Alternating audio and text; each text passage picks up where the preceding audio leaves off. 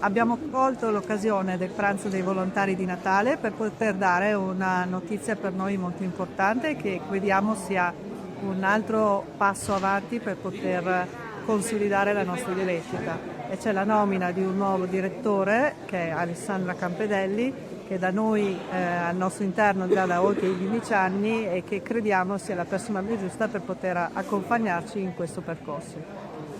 Grazie alla Dele e al Consiglio per la fiducia che mi è stata data, cosciente della responsabilità che porto, per 3 motivi ho accettato l'incarico.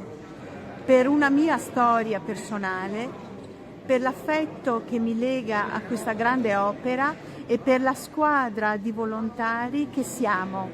Con tanti volontari è da 15 anni che lavoriamo insieme. Quindi siamo diventati una squadra, una famiglia che collabora insieme e auspichiamo di lavorarne tanti altri.